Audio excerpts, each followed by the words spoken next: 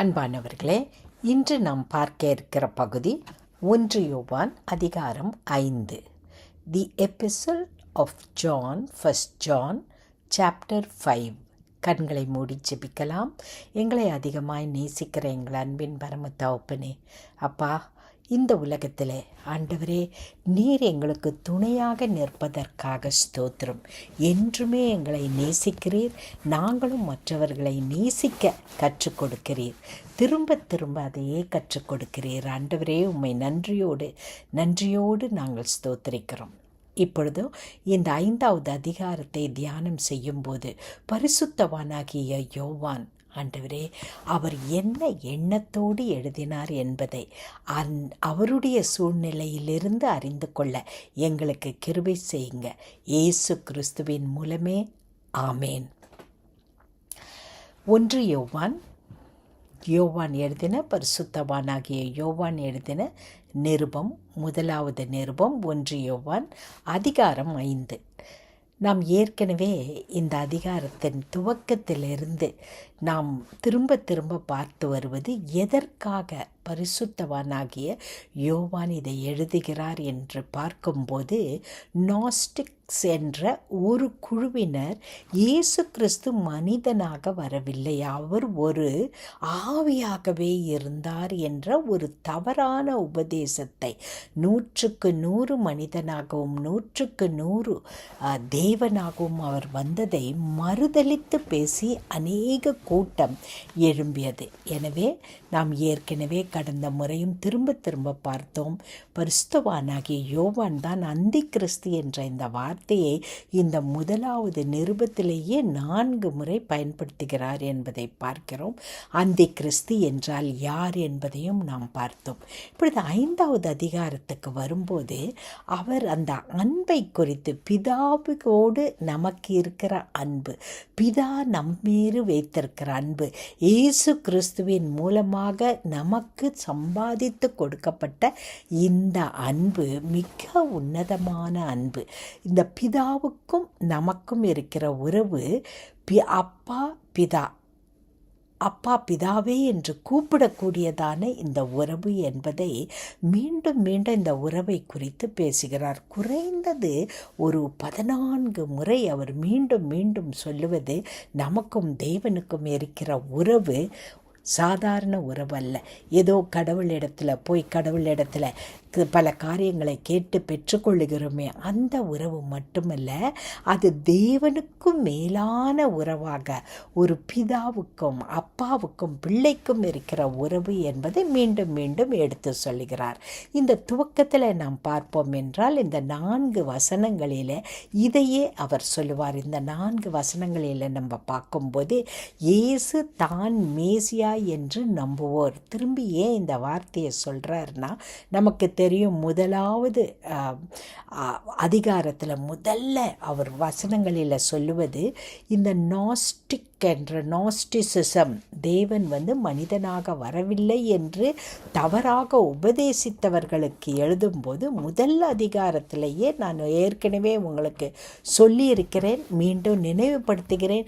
இந்த தேவனை நாங்கள் தொட்டோம், மனிதனாக அவர் வந்தபோது அவரை தொட்டு, அவரை உணர்ந்து, அவர் பேசியதை கேட்டு, அவருடைய காரியங்கள் எல்லாவற்றையும் ஒரு மனிதனாக அறிந்து கொண்டோம் என்பதை தங்கள் 5 புலன்களாலும் இயேசு கிறிஸ்துவை அனுபவிக்க முடிந்தது என்பதை அவர் சொல்லியிருப்பார் அந்த முதல் 2-3 வசனங்களில். ஒருவேளை இந்த வேதாகமத்தின் பகுதிகளின் விளக்கத்தை நீங்கள் இன்னும் கேட்கவில்லை என்றால், யூடியூபிலே 1 அதிகாரம், 2, 3, 4 அதிகாரங்கள் பல பிரிவுகளாக பிரித்து நாங்கள் அளித்திருக்கிறோம். தயவாக அந்த பகுதிகளை எல்லாம் கேளுங்கள். யூடியூப்பில் அந்த வசனத்தை போட்டீர்கள் என்றால், என்னுடைய பெயரை போட்டு அந்த அதிகாரத்தை போட்டால் நிச்சயமாய் நீங்கள் அதை கேட்க முடியும். இப்பொழுது இந்த 5வது அதிகாரத்தில் அவர் மேசியா என்று நம்புவோர். ஏன்னா மேசியா என்று அவர் என்ன செய்யல, அநேக யூதர்கள் நம்பவில்லை. நமக்கு தெரியும். அவர்கள் இயேசு கிறிஸ்துவை மேசியா என்று அவர்கள் நம்பவில்லை. இயேசு கிறிஸ்து தேவன்தான் மனிதனாக வந்தார் என்று அவர்கள் நம்பவில்லை. அதனால தான் அவர் சொல்லும்போது முதல் வசனத்தில் மேசியா என்று நம்புவோர் அனைவரும் யாருன்னா கடவுளிடத்திலிருந்து பிறந்தவர்கள். அப்போ நம்ம யாரு? இயேசு கிறிஸ்துவினுடைய பிள்ளைகள். நாம் தேவனுடைய பிள்ளைகள். இயேசு கிறிஸ்துவின் மூலமாக தேவனுடைய பிள்ளைகளாக இருக்கிறோம். இப்போ நமக்கும் தேவனுக்கும் இருக்கிற உறவு எப்படி? அப்பாவுக்கும் ஒரு பிள்ளைக்கும் இருக்கிற உறவாக இருக்கிறது. இந்த உறவில் நம்ம விசுவாசத்தோடு இந்த உறவில் உறுதிப்பட்டவர்களாய் இருந்தால் நம்ம என்ன செய்வோம்? மற்றவர்களிடத்தில் பெற்றவரிடம் அன்பு கூறுவோம். நாமும் நம்முடைய தந்தை இடத்துல என்ன செய்வோம்? அவர் தானே நம்ம பெற்றார். அப்படின்னா நம்ம தந்தைனா அவர் நமக்கு அப்பா. நம்மை பெற்றவரிடத்துல நாம் அன்பு செலுத்துவோம். அதோடு மற்ற பிள்ளைகளிடத்திலும், அவர் பெற்ற மற்ற பிள்ளைகளிடத்திலும் அன்பு செலுத்துவோம். பாருங்கள், இந்த ஒரே ஒரு வசனத்தில் முழு வேதாகமத்தின் கருத்தையும் கொண்டு வந்துடுறாரு. எல்லா கற்பனைகளிலும் மேலான கற்பனை எது? உன் தேவனாகிய கர்த்தர் உன் அப்பா பிதாவேன்னு கூப்பிடுறிய அவரிடத்தில் அன்பு செலுத்துறது. அவரிடத்தில் நீ அன்பு செலுத்தினா அவர் பெற்ற மற்ற பிள்ளைகள் நமக்கு சகோதர சகோதரி ஆகிறாங்க. அவரிடத்துல நம்ம என்ன செய்கிறோம்? அன்பு செலுத்துகிறோன்னு சொல்கிறார். அதோடு நிறுத்தி விடல. பாருங்கள், 2வது வசனத்துக்கு போகும்போது அவர் சொல்கிறது, நாம் கடவுள் மீது அன்பு கொண்டு அவர் கட்டளைகளை கடைபிடிக்கும் போது கடவுளின் பிள்ளைகள் மீதும் அன்பு செலுத்துகிறோம். அடுத்தபடி நம்ம ஆண்டவரிடத்தில் அன்பு செலுத்துகிறோன்னா அவருடைய கட்டளையை நம்ம கடைப்பிடிப்போம். ஆண்டவருடைய கட்டளையை நாம் கடைப்பிடித்து ஆண்டவரே உம்மிடத்தில் அன்பு செலுத்துகிறேன் என்பதை நாம் வெளிப்படுத்தும் போது மற்றவர்களிடத்திலும் யார்?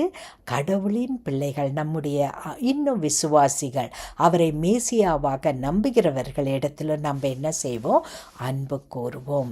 3வது வசனத்துக்கு வரலாம். ஏனெனில் அவர் கட்டளைகளை கடைப்பிடிப்பதனால் கடவுளின் அன்பு கடைப்பிடிப்பதில் தான், அந்த தான்ன்றது அண்டர்லைன் பண்ணிக்கோங்க. கடவுளுடைய தேவனுடைய கட்டளைகளை கடைப்பிடிப்பதில் மட்டுமே அந்த அன்பு என்ன செய்தால் அடங்கி இருக்குது. நம்ம அடிக்கடி சொல்கிறோம் இல்லையா, ஆண்டவரே என்னை இவ்வளவாய் நேசித்து உம்முடைய சொந்த குமாரனை தந்து என்னுடைய உறவை உம்மோடு புதுப்பித்து கொண்டீரே, இந்த அன்பை நான் எப்படி ஆண்டவரை உம்மை நேசிக்கிறதுனா ஒன்றும் செய்ய வேண்டாம். முதலாவது அவர் மேசியான்னு நம்பி அவர் கொடுத்த கட்டளைகளை நம்ம என்ன செய்யணும்? கடைப்பிடிக்க வேண்டும். இந்த கட்டளைகள் அநேக சமயத்தில் நம்ம என்ன செய்கிறோம்? ஒரு சுமையாய் பார்க்கிறோம். ஆனால் இந்த கட்டளைகள் நமக்கு சுமையாக இருப்பதில்லை. காரணம் என்னன்னா, நீங்கள் யோசித்து பாருங்கள். பிள்ளைங்களை வளர்க்கும் போது இதை செய்யக்கூடாதுன்னு சொல்லிகிட்டே இருக்கிறோம். ஒரு வயது வர வரைக்கும் அவங்களுக்கு அது பிடிக்கிறதே இல்லை. ஆனால் ஒரு காலகட்டத்திற்கு பிற்பாடு நாம் சொல்லுவதெல்லாம், ஐயோ நம்ம அம்மா அப்பா சொன்னது நமக்கு எவ்வளவு நல்லா இருந்திருக்குதுன்றதை அவர்களே உணரும் ஒரு காலகட்டம் வரும். அநேக சமயத்தில் அவர்களுடைய அந்த வால வயது, அந்த டீனேஜ்ன்னு சொல்கிறோம் இல்லையா, அதை கடந்ததுமே அவர்களுக்கு ஒரு தெளிவு கிடைச்சிடும். இன்னும் முக்கியமான தெளிவு எப்போ கிடைக்குது தெரியுமா? அவர்களுக்கு பிள்ளைகள் வந்து அவர்கள் அந்த கட்டளையை கொடுக்கும்போது, என் தாயும் தந்தையும் எனக்கு கொடுத்த கட்டளைகளின் மூலமாக தான் நான் இந்த நிலையில் இருக்கிறேன் என்று சொல்லி அது அவங்களுக்கு சுமையாய் இருப்பதே இல்லை. ஆமாம் அன்பானவர்களே, என் பிள்ளைங்க 2 பேரும் வளர்ந்து வரும்போது நிறைய காரியம் சொல்லி வளர்த்தேன். ஆனால் ஒரு முறையும் நான் சொல்கிறத அவங்க சந்தோஷமாக ஏற்றுக்கொள்ளலை. ஏதோ ஒரு கட்டாயத்தின் பேரில் கீழ்ப்படிஞ்சிருப்பாங்களே ஒழிய அதை அவங்க சந்தோஷமாக செஞ்சதா அந்த டீனேஜில் நான் பார்க்கல. இன்னும் அதை தாண்டி வந்த பிற்பாடு கூட அப்பேற்பட்ட ஒரு இன்பமாய் நான் சொல்கிறத கேட்குறத அவங்களுக்கு ஒரு இன்பமாக பார்க்கல. ஆனால் இன்றைக்கி அவங்களுக்கு பிள்ளைங்க இருக்கிறாங்க. தைரியத்தோடு சொல்கிறேன். அவங்க சொல்கிறாங்க, நான் கொடுத்த கட்டளைகளை காட்டிலும் அதிக கட்டளைகளை கொடுக்குறாங்க. எனக்கு ஆச்சரியமாக இருக்குது. இப்போ விளங்குதுமா, எங்களுக்கு விளங்குது. நீங்கள் சொன்னதெல்லாம் எங்களுக்கு இன்பமாக இருக்குது. அதனால தான் வாழ்க்கையில் இந்த நல்ல நிலையில் இருக்கிறோன்னு சொல்கிறாங்க. அன்பானவர்களே, அதுதான் நமக்கு முதல்ல அந்த கட்டளைகள் எல்லாம் ஒரு பாரமாக தெரியும். ஆனால் அதை கடைபிடிக்கும்போது அது சுமையாக இருப்பதில்லை. காரணம் என்ன தெரியுங்களா? இந்த கட்டளையை அவர் கொடுப்பது நம்முடைய நன்மைக்காக. அவர் சொன்னதுக்கு கீழ்ப்படியும் போது நம்முடைய வாழ்க்கை அந்த அபண்டன்ட் லைஃப்னு சொல்கிறோம்ல, லைஃப் ஃபுல் ஆஃப் அபண்டன்ஸ், நம்முடைய ஜீவியத்தில் நிறைவான வாழ்க்கை இருக்குது. இந்த அதிகாரத்தில் திரும்ப திரும்ப வரும். நிறைவான வாழ்க்கை இந்த உலகத்தில் அனுபவிக்கிறோம், அடுத்தது நிலையான வாழ்க்கையில் பிரவேசிக்கிறோம். ஏனெனில் 4வது வசனம், ஏனெனில் கடவுளிடமிருந்து பிறக்கும் அனைத்தும் உலகை வெல்லும், உலகை வெல்லுவது உங்கள் நம்பிக்கையே. அப்போ கடவுளிடமிருந்து பிறப்பது எது? நம்பிக்கை. ஏன்னா கடவுளிடத்திலிருந்து பிறக்கிறது தான் உலகத்தை வெல்லும். உங்களது உலகை வெல்லுவது நம்பிக்கையேன்றார். அப்போ நம்பிக்கை என்பது தேவனால் நமக்கு கொடுக்கப்படும் ஈவு. ஹல்லேலூயா.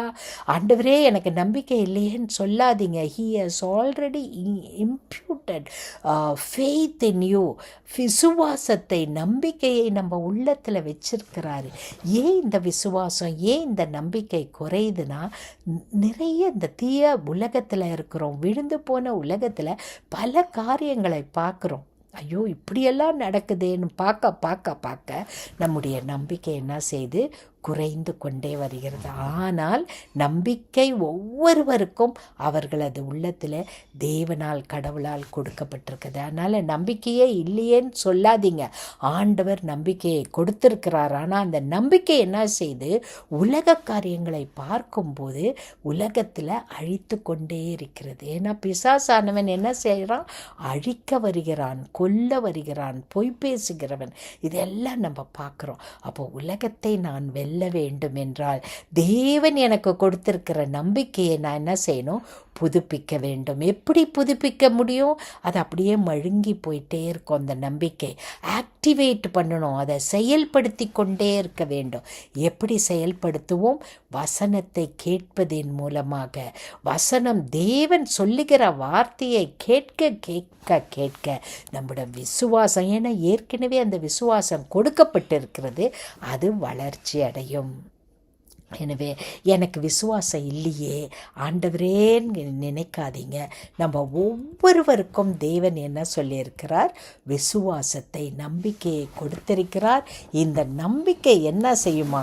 உலகத்தை வென்றுவிடும். உலகத்தை வெல்றதுன்னா என்னன்னா, உலகத்தில் இருக்கிற எல்லா தீய காரியத்தையும், வேண்டாத காரியத்தையும் இந்த விசுவாசமானது வென்றுவிடும்.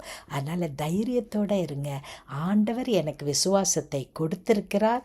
அந்த விசுவாசத்தை நான் செயல்படுத்துவதற்கு வேத புத்தகத்தை, அவருடைய வசனங்கள் நிறைந்த புத்தகத்தை கொடுத்திருக்கிறார். இதை இரண்டையும் வைத்து பரிசுத்த ஆவியானவர் உதவியோடு என்னுடைய விசுவாசத்தை நான் என்ன செய்வேன்? செயல்படுத்துவேன். தேவன் எனக்கு தந்ததை நான் செயல்படுத்துவேன். இப்போ பாருங்க, அடுத்த பகுதிக்கு போகிறோம். 5வது வசனத்தில் இருந்து நீங்கள் பார்ப்பீங்கன்னா இது கொஞ்சம் முரண்பாடாக இருக்கும். முரண்பாடு இல்லை, ஆனால் நம்ம பார்க்கறதுக்கு இதனுடைய அர்த்தத்தை என்ன செய்யாது, நம்ம விளங்கி கொள்ள முடியாததாக இருக்கும். 5வது வசனம், 6வது வசனம், 7வது வசனம் என்ன சொல்லுதுன்னா, இயேசு இறைமகன் என்று நம்புவோரை தவிர உலகை வெல்லுவோர் யார்? நல்ல ஒரு கொஸ்டின் கொடுத்துட்டார். எந்த கொஸ்டின்னு? முதல்ல அவர் சொல்லிட்டு வந்ததுக்கு இப்போ ஒரு கேள்வி. அதுக்கு பதில் என்ன? இயேசுவை இறைமகன் என்று நம்புவோர் மட்டும்தான் உலகத்தை வெல்ல முடியும். ஏனென்றால் இப்போ 6வது வசனமோ 7வது வசனம் 8வது வசனம் பார்க்கும்போது விளங்கி கொள்ள சிறிது கடினமாக இருக்கும். ஆனால் நல்லா கவனிங்க, அடுத்தது பாருங்க, நீராலும் இரத்தத்தாலும் வந்தவர் இயேசு கிறிஸ்து. அவர் நீரால் மட்டுமல்ல, நீராலும் இரத்தத்தாலும் வந்தவர் என தூய ஆவியானவர் சான்று பகருகிறார். தூய ஆவியானவரே உண்மை. எனவே சான்று அளிப்பவை மூன்று. இங்க மூன்று: பிதா, குமாரன், பரிசுத்த ஆவியானவர். வந்தவர் இயேசு கிறிஸ்து. அவரை அனுப்பினவர் யாரு? பிதாவானவர். அவர் வந்தார், அதுக்கு சாட்சி அவரோட இருந்து அவர் இரத்தத்தினாலும் நீரினாலும் சாட்சி வந்தவர் என்று ஆவியானவர் என்ன செய்கிறார்? சாட்சி கொடுக்கிறார். இந்த மூன்று பேரும், பிதா, குமாரன், பரிசுத்த ஆவியானவர், இந்த மூன்று பேரையும் நீங்கள் இங்கே பார்க்கலாம். அதே தான் நீங்கள் ஆதி ஆகமத்தில் பார்க்கும்போது கூட ஆண்டவர் மனிதனை உருவாக்கும் போதே நம்முடைய சாயலில் அவரை உருவாக்குவோமாக என்று தேவன் சொல்லுகிறார். அங்கேயும் நம்ம யாரை பார்க்குறோம்? அந்த சிருஷ்டிப்பின்ல இருந்து துவங்கி பிதா, குமாரன், பரிசுத்த ஆவியாகிய திருத்துவத்தை பார்க்கிறோம். இந்த திருத்துவம் என்ற வார்த்தை வேதாகமத்தில் இல்லை. ஆனால் வேதாகமம் முழுவதிலும் தேவன் திருத்துவராகவே பிதா, குமாரன், பரிசுத்த ஆவியானவர் மூன்று பேரும் ஒன்றாகவே செயல்படுகிறார்கள். இது விளங்கிக் கொள்வதற்கு கடினமானது. இந்த தண்ணீராலும் இதாலும் சொல்கிறார் இல்லையா, இரத்தத்தாலும். தண்ணீர்னு சொல்லும்போது இந்த இடத்துல அது ஞான ஸ்நானம், இயேசு கிறிஸ்து எடுத்த ஞான ஸ்நானத்தை குறிக்கும். இரத்தத்தால் என்று சொல்லும்போது சிலுவையில் சிந்திய இரத்தத்தின் மூலமாக அவர் என்ன செய்கிறாரு? நமக்கு முழுமையான புது ஜீவனை, பிதாவோடு நமக்கு உறவை புதுப்பித்து விடுகிறார். அதனால் நம்ம இந்த இடத்துல மூன்று பேரும் நமக்கு சாட்சி கொடுக்கிறார்கள். தூய ஆவியும் நீரும் இரத்தமுமே அவை மூன்றும் ஒரே நோக்கம் கொண்டவை. இப்போ பாருங்கள், எதுக்காக இந்த சாட்சினா, யூதர்களுடைய கலாச்சாரத்தில் ஒன்றுக்கு மேலே இருக்கும்போது தான் அவங்களுடைய சாட்சி நிறுவப்படுகிறது, ப்ரூவ் ஆகுது. அதனால் இந்த இடத்துல அவர் அந்த சாட்சியை கொண்டு வந்து யூதர்கள் விளங்கிக் கொள்ள வேண்டும் என்பதற்கு சொல்லுகிறார். அதனால் அவர் நீரினால் என்று சொல்லும்போது பரிசுத்த ஞான ஸ்நானத்தை குறிக்கிறது. இரத்தம் என்று சொல்லும்போது இயேசு கிறிஸ்து நமக்காக மரித்து ஜீவனை கொடுத்த அந்த இரத்தம். அந்த இரத்தத்தினால தான் அதுக்கப்புறம் என்ன இல்லை, இரத்தம் சிந்துதலே இல்லாமல் போயிடுச்சு. இந்த மூன்று என்ன செய்தால் சாட்சி கொடுக்கிறது. இவங்க கொடுக்குற சாட்சி ஒரே சாட்சியாக இருக்கு. அதனால் அவர் ஞான ஸ்நானம் எடுத்து இரத்தத்தை சிந்தினார் என்று சொல்லுவதினால் மனிதனாக அவர் முழுக்க மனிதனாகவும் வந்தார். முழுக்க தேவன், முழுக்க மனிதனாகவும் வந்தார் என்று சொல்லுகிறது.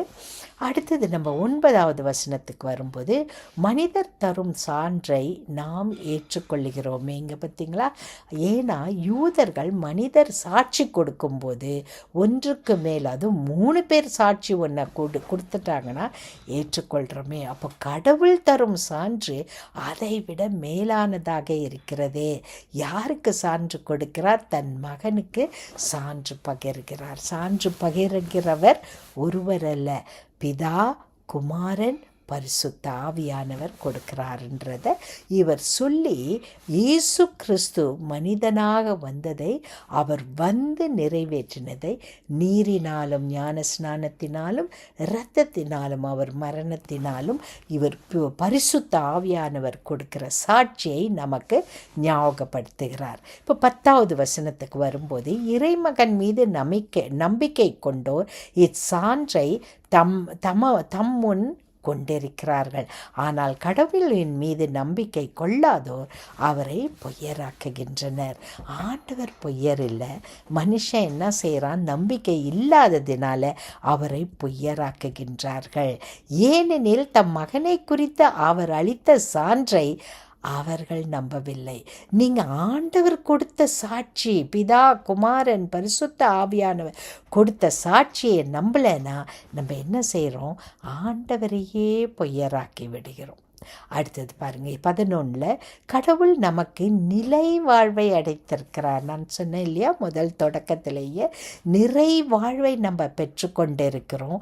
அந்த நிறை வாழ்வு இந்த உலகத்தில், இந்த நிறை வாழ்வு எப்படி போய் முடிய போது, நிலையான வாழ்வு, தேவனோடு வாழ்கிற வாழ்வு. இந்த வாழ்வு அவர் மகனிடம் இருக்கிறது.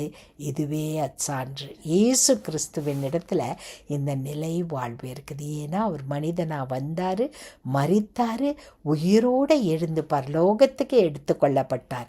இது நமக்கு சான்று.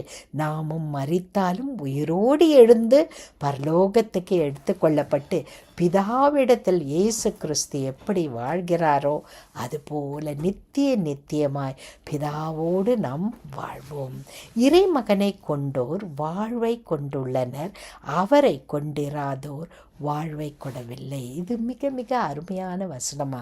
வாழ்வு என்று இங்கே சொல்கிறது எதை சொல்லுதுன்னா, நிறைவான வாழ்வு. இந்த உலகத்தில் வாழும்போது ஏதோ எந்திரிச்சேன், வேலைக்கு போனேன், வந்தேன், படுத்தேன், சாப்பிட்டேன், இது தினம் நடக்கிறது இல்லை.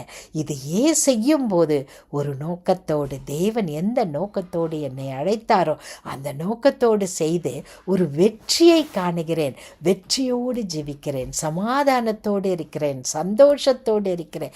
என் வாழ்வை எனக்கு நிறைவு கொடுக்கிறது. ஆமாம், இன்னைக்கு ஒன்றுமே செய்யலை, வீட்டில் தான் இருந்தேன், ஆனாலும் அது எனக்கு நிறைவை கொடுக்கிறது. காரணம் இந்த தேவனோடு இணைந்து வாழ்கிற நிறை வாழ்வு. இந்த நிறை வாழ்வு நிலையான வாழ்வில் முடியும். அதுதான் வாழ்வு. வாழ்வை கொடுக்கிறதுனா நிறை வாழ்வு, நிலை வாழ்வு. இந்த இரண்டையும் நான் பெற்றுக்கொள்கிறேன் என்று சொல்லுகிறது. அருமையான பகுதி இல்லையா? முடிவுரைக்கு வராரு. இப்போ 6வது பகுதியில் 6 இல்லை, முடிவுரைக்கு 12வது வசனம் வரைக்கும் நம்ம என்ன செய்திருக்கிறோம், முடிச்சிட்டோம். இப்போ முடிவுரையில் 13வது வசனத்தில் இறைமகனிடம் நம்பிக்கை கொண்டுள்ளோருக்கு நிலை வாழ்வு உண்டு என நீங்கள் அறிந்து கொள்ளுமாறு இவற்றை உங்களுக்கு எழுதுகிறேன். தான் எதுக்காக எழுதுகிறேன்றதை திரும்ப திரும்ப அவர் சொல்கிறார். ஏற்கனவே நான் சொல்லியிருக்கிறேன், நீங்கள் கேட்டு பாருங்கள். முதல் அதிகாரத்துலேருந்து 5 ரீசன்ஸ் கொடுக்குறாரு. இதில் இப்போ அவர் சொல்கிறது, நீங்கள் இறைமகனிடத்தில் நம்பிக்கை கொள்ள வேண்டும்.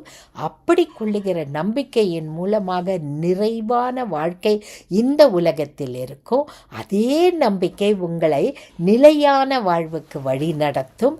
இதற்காகத்தான் இதை எழுதுகிறேன்னு சொல்கிறார். எவ்வளோ ப்ராக்டிக்கல் புக் இல்லையா? நிறை வாழ்வை பெற்று நிலை வாழ்வில் முடிவடைகிறோம். இதுதான் நம்முடைய நம்பிக்கை. இந்த நம்பிக்கையை நம்ம பலப்படுத்தணும்னா யோவான் 1வது நிருபம் 5வது வசனத்தில் எழுதியிருக்கிறபடி வேத வசனங்களை படிங்க. அது நிறைவான வாழ்க்கைக்கு நம்மை எடுத்து செல்லும். 14வது பாருங்கள், நாம் கேட்பது கடவுளுடைய திருவுளத்திற்கு ஏற்ப அமைந்திருப்பின் அவர் நமக்கு செவிசாய்க்கிறார். இதுவே நாம் அவர் மீது கொண்டுள்ள நம்பிக்கை. இதில் ஒரு முக்கியமான இருக்குது. ஆண்டவருடைய ஜெபத்திற்கு பதில் கிடைப்பதில் ஒரு முக்கியமான பகுதி இது. 14வது வசனம், அவருடைய சித்தத்தின்படி நாம் கேட்கும்போது அவர் நமக்கு செவிசாய்க்கிறார். நம்ம யோசிக்கலாம், அப்போ அவருடைய சித்தம் எனக்கு எப்படி தெரியும்? நான் எனக்கு விருப்பமானதை ஆண்டவரிடத்துல எதை வேணாலும் அவரிடத்துல நம்ம கேட்கலாம். ஆனால் வேதத்தை வாசிக்க நமக்கு எது ஆண்டவருடைய சித்தம் என்பதை அதிகமாய் விளையும் கொள்ளுவோம். ஆண்டவருடைய சித்தமா பொதுவான சித்தமும் இருக்குது, குறிப்பிட்ட சித்தமாக இருக்குது. பொதுவான சித்தம் என்று சொல்லுவது நாம் எல்லாம் அவர் மேல் நம்பிக்கை வைக்க வேண்டும். அது பொதுவான சித்தம். பரிசுத்தமாய் வாழ வேண்டும், அவரை போல வாழ வேண்டும், பொதுவான சித்தம். குறிப்பிட்ட சித்தம்னா எதற்காக என்னை உருவாக்கி இருக்கிறாரோ அதற்காக நான் வாழ்வது. ஆண்டவருடைய குறிப்பின்படி, ஆண்டவருடைய திட்டம், ஆண்டவர் எதற்காக என்னை உருவாக்கி இருக்கிறாரோ அதன்படி நான் வாழ்வது. அதையும் நான் என்ன செய்கிறேன், அதற்காக அந்த அந்த குறிப்பிட்ட சித்தத்தையும் நம்ம என்ன செய்யணும், விளங்கி கொள்ள வேண்டும். ஆண்டவரே, என்னுடைய குறிப்பாக என்னை இந்த உலகத்தில் எதுக்காக வச்சிருக்கிறீர் ஆண்டவரேன்ட்டு நம்ம விளங்கி கொள்ளும்போது, இதெல்லாம் நமக்கு எப்படி தெரியும்? வேதத்தை வாசிங்க, ஆண்டவரிடத்தில் கேளுங்க, ஆண்டவர் பேசுவார், வேத வசனங்களின் மூலமாய் பேசுவார். நம்முடைய இருதயத்தில் ஆழ்ந்த சத்தமில்லாமல் அவர் பேசுவார். இருதயத்தில் நல்லா தெரியும், அது பேசுவார். அப்போ நம்ம என்ன செய்கிறோம், அவருடைய நமக்காக வைத்திருக்கிற குறிப்பிட்ட சித்தத்தையும் அறிந்து கொள்கிறோம். இதை அறிந்து கொண்டோன்னா நம்ம என்ன செய்ய மாட்டோம், ஆண்டவருடைய இடத்துல கேட்கிற நம்முடைய ஜெபம் நம்முடைய சித்தத்தின்படி அல்ல, ஆண்டவருடைய சித்தத்தின்படி கேட்க பழகி கொள்ளுவோம். ஏன் தெரியுமாம்மா? ஆண்டவருடைய சித்தத்தின்படி நம்ம கேட்க பழகி கொள்ளும்போது அது நம்முடைய நன்மைக்காக இருக்கும். சரி, உங்களுக்கு தெரியலையா? ஆண்டவர் இடத்துல கேட்டுட்டு ஆண்டவர்கிட்ட சொல்லுங்கள், ஆண்டவரே எனக்கு இது விளங்கலப்பா, உம்முடைய கரத்தில் ஒப்பு கொடுக்குறேன், உம்முடைய சித்தத்தின்படியே என் வாழ்க்கையில் நடக்கட்டும்னு கேட்டால், ஜெபிக்கும்போது ஆண்டவர் 4 வகையில் பதில் கொடுக்குறார். நம்ம கேட்கறதுக்கு ஆமுன்னு சொல்லுவார், இல்லைன்னு சொல்லுவார், வெயிட் பண்ணுங்க, காத்துருன்னு சொல்லுவார், இல்லை 4வது வேறு விதமாக, நாம் கேட்பது ஒன்றாக இருக்கும், அவர் வேறு விதமாக பதில் கொடுப்பார். இந்த 4 வகையிலும் கிடைக்கிற பதில் தான். அதனால் நிச்சயமாய் நம்ம ஜெபத்துக்கு பதில் கிடைக்கும். இந்த 4ம் தேவன் கொடுக்குற பதில் தான். நம்ம என்ன செய்கிறோம், ஆமன் சொன்னால் தான் பதில் கிடைச்சதுன்னு நினைக்கிறோம்.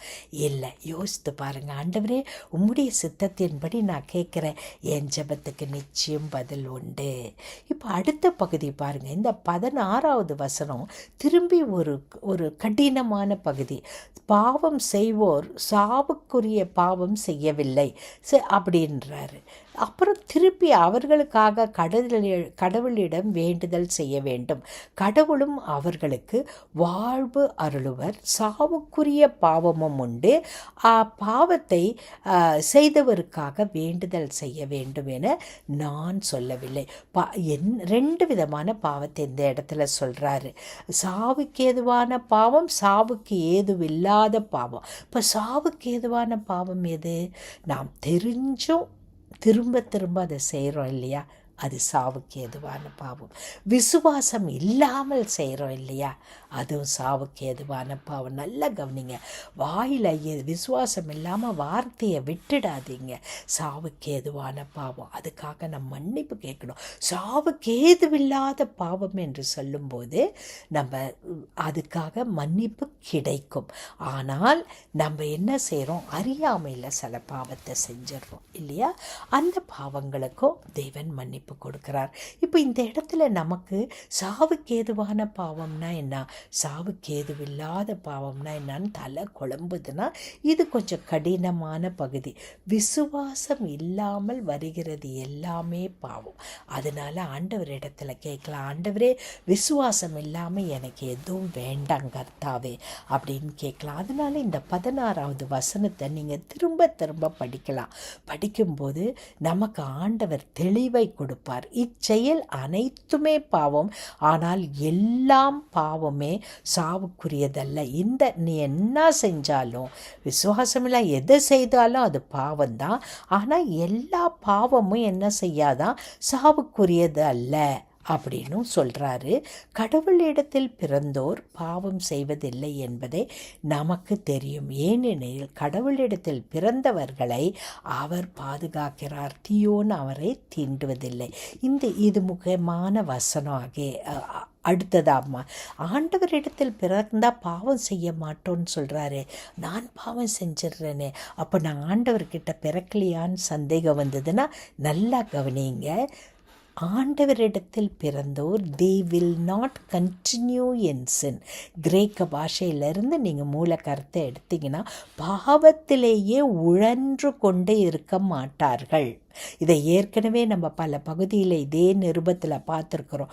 அப்போ நான் பாவம் செய்கிறேன், ஆனால் என் மனசாட்சி துடிக்குது, கோவப்பட்டுடுறேன், என் மனசு என்னை குத்துது, வேண்டாத ஒரு வார்த்தையை சொல்லிட்டேன், என் மனசாட்சி துடிக்குது.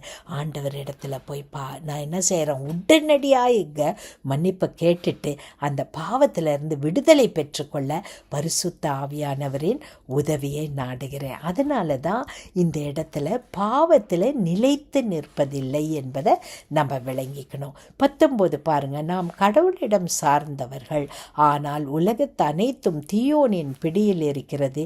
இது நமக்கு தெளிவாக தெரியும். நமக்கு தெரியும் நம்ம ஆண்டவரை சேர்ந்திருக்கிறோம். ஆனால் இந்த உலகம் யார் பிடியில் இருக்குது? தீயவனின் பிடியில் இருக்குது. அதனால தான் ஆண்டவர் சொல்கிறாரு, இந்த உலகத்தில் நீங்கள் இருந்தாலும் மேலானவைகளை நாடுங்கள், நிலையான வாழ்க்கையை நாடுங்கள். Fix your eyes on above. மேலான காரியத்தில் உங்கள் கண்களை உறுதியாய் வைத்து கொள்ளுங்கள். பவுல் கூட சொல்லுவார் இல்லையா, கொலோசியர் 3வது அதிகாரம் முதல் 3 வசனங்களை வாசித்து பாருங்கள், அழகாக சொல்லுவார். 20வது வசனத்துக்கு வரும்போது, இறைமகன் வந்து உண்மையான இறைவனை அறிந்து கொள்ளும் ஆற்றலை நமக்கு தந்துள்ளார். எவ்வளோ பெரிய தேவன் இல்லையா? தேவன் இறைவனை அறிந்து கொள்ளும் அறிவை அவர் நமக்கு கொடுக்கவில்லை என்றால், தேவன் தன்னையே நமக்கு வெளிப்படுத்தவில்லை என்றால், நீயும் நானும் ஆண்டவரை அறிந்து கொள்ள முடியாது. நன்றி ஆண்டவரே, உம்மை அறிந்து கொள்ளுகிற அந்த ஆற்றலை எங்களுக்கு கொடுத்திருக்கிறீங்களேன்னு வாய்விட்டு சொல்லலாம். இது நமக்கு தெரியும். நாம் உண்மையான இறைவனோடு அவர் மகன் இயேசு கிறிஸ்துவோடும் இணைந்து வாழ்கிறோம். இவரே உண்மை கடவுள், இவரே நிலை வாழ்வு. பிதா குமாரனோடு இணைந்து வாழ்கிறோம். அதற்கு உதவியாக இருப்பது எது? பரிசுத்த ஆவியானவர். இப்போ 21வது வசனம் பாருங்க, பிள்ளைகளே சிலை வழிபாட்டை குறித்து எச்சரிக்கையாயிருங்கள். பாருங்க, அவர் திரும்ப அவங்களுக்கு ஒரு எச்சரிப்பை கொடுக்கிறார். பிள்ளைகளேன்னு கூப்பிடுறாரு. திரும்ப திரும்ப திரும்ப அவர் பிள்ளைகளேன்னு கூப்பிடுவார். நாங்கள் சரித்திரத்தில் நீங்கள் பார்த்தீங்கன்னா, இந்த நிருபத்தை எழுதும்போது யோவான், பரிசுத்தவானாகிய யோவான் அப்போஸ்தலன் என்ன செய்கிறாரு? மிக்க வயது முதிர்ந்தவராக இருக்கிறாரு, நடக்க முடியல. வேறு இடத்துல அவர் எந்த ஊழியத்துக்கு போனாலும் அவரை அப்படியே தூக்கி கொண்டு போய் அங்கே வைப்பாங்களாம். வைக்கிற இடத்துல அவர் ஒரு சில வார்த்தைகளை எப்படி பேச துவங்குவாராம்? பிள்ளைகளே தேவனிடத்தில் அன்பாயிருங்கள், பிள்ளைகளே மற்றவர்களிடத்தில் அன்பாயிருங்கள்.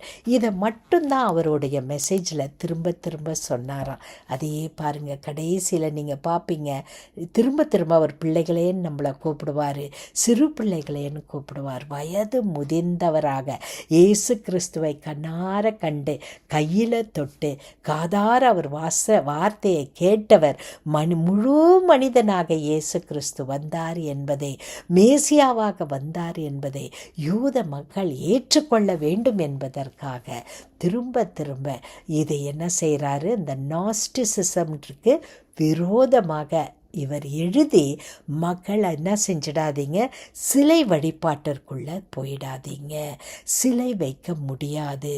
ஏன் வைக்க முடியாதுன்னா, ஆண்டவரை போல ஒன்றை செய்ய முடியாது. ஏமா திருத்துவத்தை நம்முடைய மனதிலேயே விளங்கி கொள்ள முடியவில்லையே. பிதா குமாரன் பரிசுத்த ஆவியானவர் 3 பேரும் தேவன். பிதாவும் தேவன்தான், இயேசு கிறிஸ்துவும் தேவன்தான், பரிசுத்த ஆவியானவரும் தேவன்தான். ஆனால் அவர்கள் 3 தேவர்கள் அல்ல, ஒரே தேவன் இல்லையா? இதையே நம்ம விளங்கி கொள்ள முடியலைன்னா, நம்ம எப்படி ஒரு சிலையை, தேவனை போல ஒரு சிலையை நம்மளால் என்ன செய்ய முடியாது? உருவாக்கவே முடியாது. தேவன் ஒருவரே அந்த இடத்தை நம்ம என்ன செய்ய முடியாது? எதற்கும் கொடுக்க முடியாது. கண்களை மூடி ஜெபிக்கலாம். எங்களை அதிகமாய் நேசிக்கிற எங்களை அன்பின் பரமத்தாவுப்பனை, ஜீவிக்கிற கர்த்தாவே, உம்மை நன்றியோடு ஸ்தோத்திரிக்கிறோம். நீர் முழுக்க முழுக்க மனிதனாகவும் முழுக்க முழுக்க தேவனாகவும் வந்து நிறைவான வாழ்க்கையை, நிலையான வாழ்க்கையை எங்களுக்கு தந்ததற்காக நன்றி.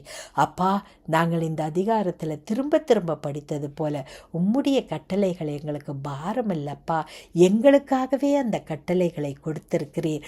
உம்மில் நாங்கள் அன்பு கூறுகிறோம், உம்மில் அன்பு கூறுகிறோம் என்பதை வெளிப்படுத்துவதற்கு ஆண்டவரே, எங்கள் நீர் கொடுத்த கட்டளைகளை, எங்களுக்காக நீர் கொடுத்த கட்டளைகளை நாங்கள் பின்பற்றுகிறோம்.